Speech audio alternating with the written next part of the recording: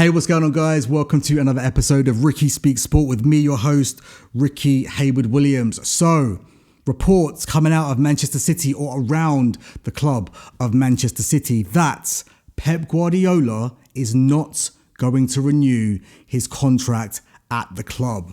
Absolutely massive news if this is true.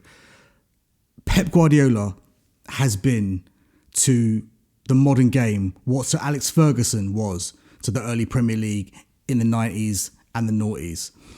It's immeasurable, the cultural impact that he has had on this league in terms of the way that people play, in terms of the levels, the bar that he has set.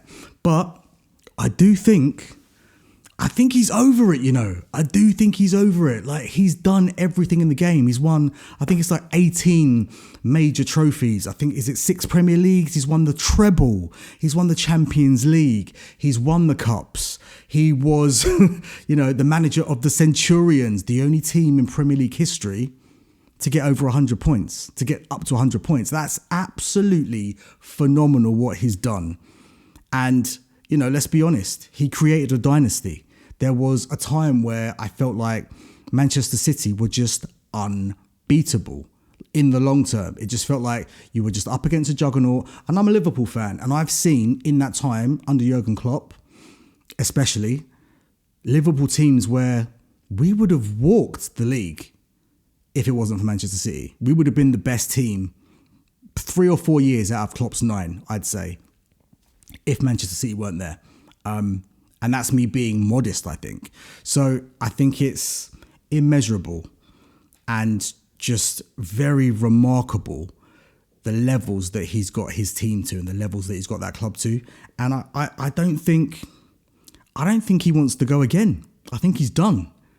I look at him on the touchline. I look at him after matches when the results don't go their way. He looks like he's completely and utterly he's lost all energy.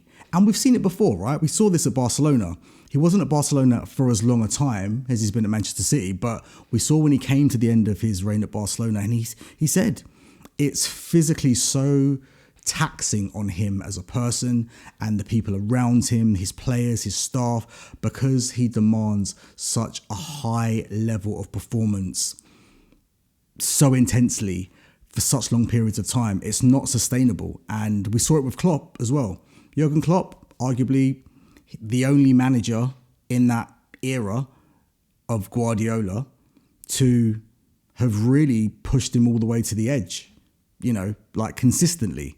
And Klopp had a similar thing. He was burnt out. He needed a break, and he didn't even win as much as Guardiola did. So imagine just how much tax it takes on you, like physically. So I get it. He doesn't look like he's ready to go again. Obviously, we've seen different iterations of Manchester City over the years. He's built different teams, and we've had some absolute icons come from, his teams, whether it's Aguero, whether it's David Silva, whether it's Carl Walker, Fernandinho. He's had so many players, Kevin De Bruyne. He's had so many players that have reached such high levels. Raheem Sterling.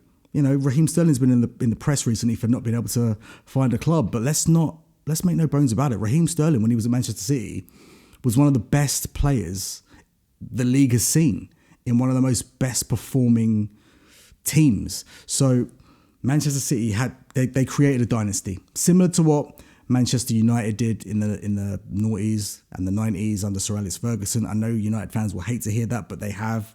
And it's commendable. And the impact, the cultural impact and his philosophy, the way that he's imprinted his ideology on the league and the way that, it's seeped down to grassroots level in terms of the way that we see the game in this country and the way that we try to implement and play the game. It's a massive, massive feat. So I commend him for what he's done. But I do believe that he has decided that this is it and he's not going to go again. And we've seen it with other managers over the years. Jose Mourinho's done it in the past. More recently, Maresca has done it.